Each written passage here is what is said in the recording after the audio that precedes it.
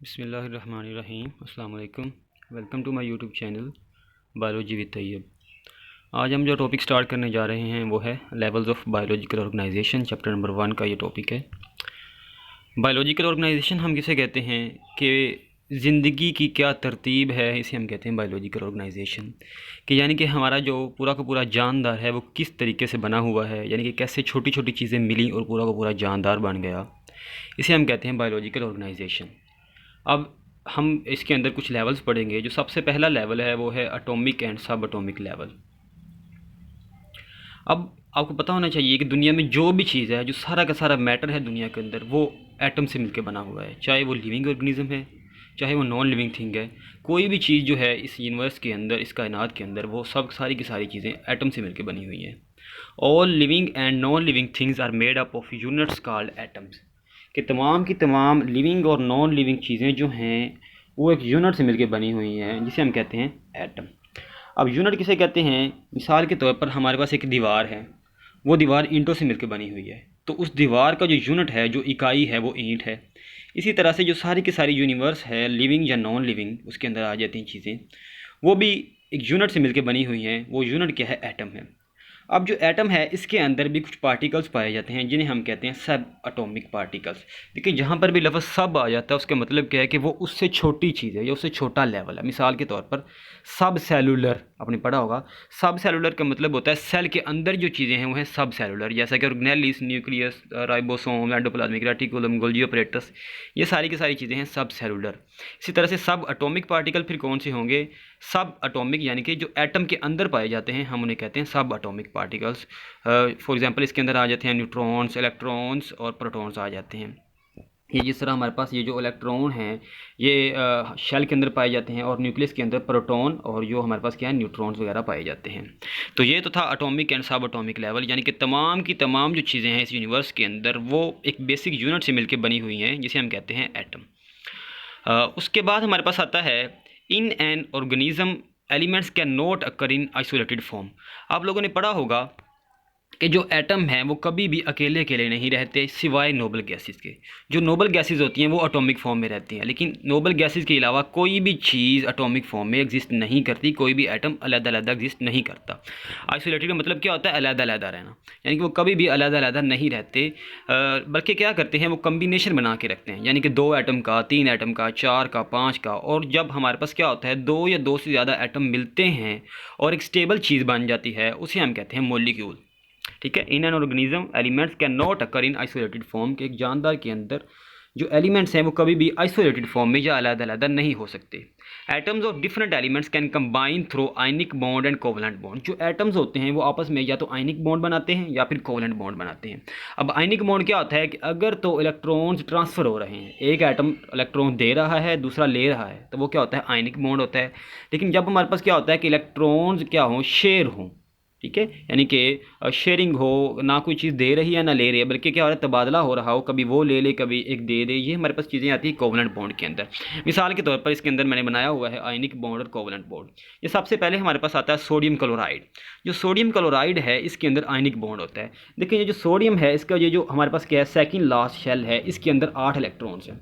हर जो दुनिया की चीज़ है वो अपने आउटर मोस्ट शेल के अंदर 8 इलेक्ट्रॉन रखने की सलाहियत रखती है, और उसकी ये ख्वाहिश होती है कि उसका जो आखिरी शेल हो उसके अंदर 8 इलेक्ट्रॉन हो। अब देखिए, इसका जो सेकंड लास्ट शेल है इसके अंदर 8 इलेक्ट्रॉन है, लेकिन ये जो सारा लास्ट हमारे पास सोडियम का शेल है उसके अंदर सिर्फ और सिर्फ 1 इलेक्ट्रॉन है। लेकिन अगर हम क्लोरीन की बात करें तो इसके अंदर जो आउटर मोस्ट शेल है उसके अंदर 7 इलेक्ट्रॉन्स है। ठीक है, ये 7 इलेक्ट्रॉन्स है, और जो सोडियम है उसके अंदर 1 है। अब ये जो सोडियम है या तो 7 इलेक्ट्रॉन ले ले या 1 दे दे। तो ये जो सोडियम है ये हमारे पास ये जो क्लोरीन है ये 7 इलेक्ट्रॉन देने से रही, तो इसीलिए ये जो क्लोरीन है ये क्या करती है, ये जो इसके पास 1 हमारे पास इलेक्ट्रॉन है, ये क्लोरीन क्या करेगी, सोडियम से ले लेगी। ठीक है। तो इस तरह से क्या होगा कि इसका भी ये वाला जो शेल है ये अब आउटर मोस्ट बन जाएगा, क्योंकि इसके अंदर तो अब इलेक्ट्रॉन ही नहीं रहे, तो ये शेल खत्म हो जाएगा। तो इसके आउटर मोस्ट शेल में भी क्या हो जाएगा, 8 इलेक्ट्रॉन, और इसके आउटर मोस्ट शेल में भी क्या हो जाएंगे, 8 इलेक्ट्रॉन्स हो जाएंगे। तो इसी तरह से ये क्या दोनों हासिल कर लेंगे, स्टेबिलिटी हासिल कर लेंगे। तो ऐसा बॉन्ड जिसके अंदर इलेक्ट्रॉन्स ट्रांसफ़र हो, कंप्लीट ट्रांसफ़र हो, हम उसे कहते हैं आयनिक बॉन्ड। अच्छा जी, उसके बाद है कोवलेंट बॉन्ड। अब कोवलेंट बॉन्ड होता है नाइट्रोजन के दरमियान, N2 के दरमियान। देखिए ये जो नाइट्रोजन है इसके आउटर मोस्ट शेल के अंदर 5 इलेक्ट्रॉन्स होते हैं, इसके अंदर भी 5 हैं और इसके अंदर भी 5 हैं। अब देखें अगर तो फ़र्क होता तो फिर एक जो एटम है वो इलेक्ट्रॉन ले लेता, लेकिन अब फ़र्क नहीं है, दोनों के अंदर क्या है, बराबर हैं। तो अब दोनों की ये ख्वाहिश है कि उसके अंदर क्या हो, 8 इलेक्ट्रॉन्स हों आउटर मोस्ट शेल के अंदर।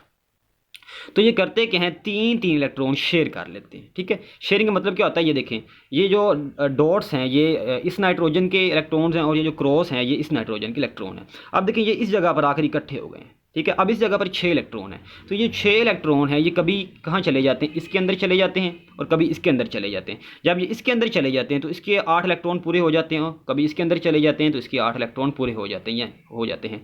यानी कि इसका मतलब क्या है, कभी इसकी ख्वाहिश पूरी हो जाती है और कभी इसकी ख्वाहिश पूरी हो जाती है। तो ऐसा बॉन्ड जिसके अंदर इलेक्ट्रॉन ट्रांसफ़र ना हो बल्कि शेयरिंग हो, हम उसे कहते हैं कोवलेंट बॉन्ड।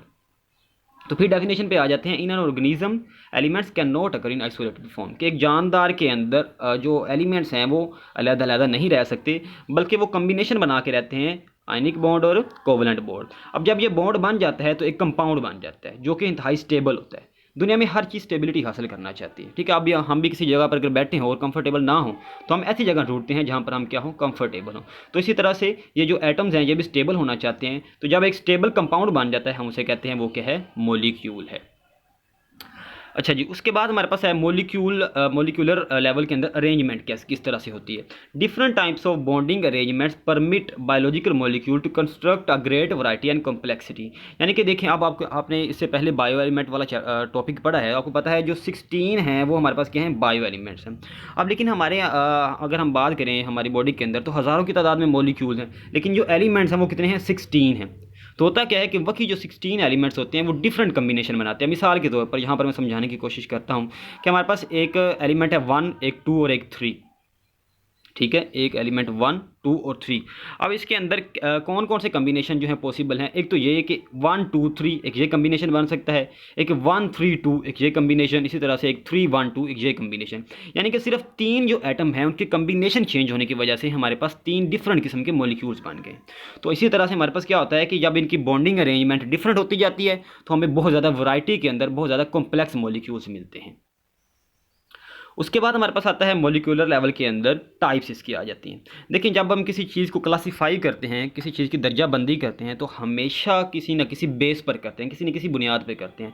मिसाल के तौर पर आपकी बायोलॉजी क्लास के अंदर अगर कंबाइन क्लास है तो हम क्या करते हैं, एक साइड पे गर्ल्स को बिठा देते हैं, एक साइड पे बॉयज़ को, यानी कि जेंडर की बेस पर क्या कर दिया, उन्हें क्लासीफाई कर दिया। या मिसाल के तौर पर हम मार्क्स की बुनियाद पर भी क्लास में बच्चों को क्लासीफाई कर सकते हैं। यानी कि हमेशा जब भी हमने क्लासीफिकेशन करनी होती है तो किसी न किसी चीज़ को बुनियाद बनाकर करनी होती है। तो इसी तरह से हमने जब मॉलिक्यूल्स जो हैं इनकी भी क्लासिफिकेशन की हुई है तो हमने इसकी भी कोई ना कोई बुनियाद बनाई है। एक तो बुनियाद ये है on the basis of molecular weight, molecular weight की बुनियाद पे हमने क्या किया हुआ है, मॉलिक्यूल्स को क्लासीफाई किया हुआ है। सबसे पहले हमारे पास आते हैं माइक्रो मॉलिक्यूल्स और दूसरे हमारे पास मैक्रो मॉलिक्यूल। माइक्रो का मतलब स्मॉल होता है, जैसे कि माइक्रो ऑर्गेनिजम्स। ठीक है, तो micro molecule with low molecular weight, यानी कि जिसके अंदर जो मॉलिक्यूलर वेट है कम होता है, मॉलिक्यूलर वेट, उसे हम कहते हैं micro molecule. For example water है, ऑक्सीजन है, ग्लूकोज है। ठीक है, ये हमारे पास क्या आ जाते हैं, सॉरी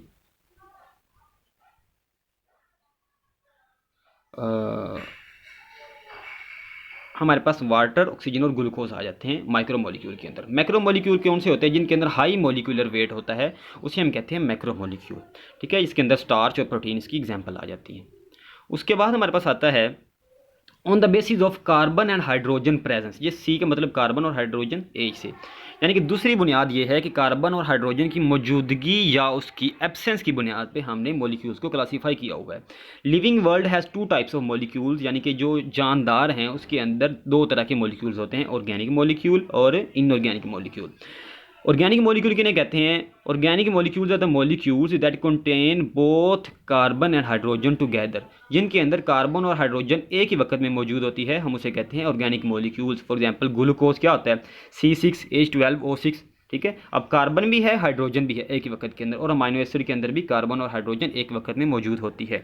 तो ऐसे मॉलिक्यूल जिनके अंदर कार्बन और हाइड्रोजन एक ही वक्त में मौजूद हो, हम उसे कहते हैं ऑर्गेनिक मॉलिक्यूल। और इनऑर्गेनिक मॉलिक्यूल कौन से होंगे, जिनके अंदर that do not contain carbon and hydrogen together, जिनके अंदर कार्बन और हाइड्रोजन एक ही वक्त में नहीं होती, हम उसे कहते हैं इनऑर्गेनिक मॉलिक्यूल। देखें, कार्बन डाइऑक्साइड, कार्बन है हाइड्रोजन नहीं है, ऑक्सीजन है साथ, और वाटर के अंदर H2O हाइड्रोजन है, कार्बन नहीं है।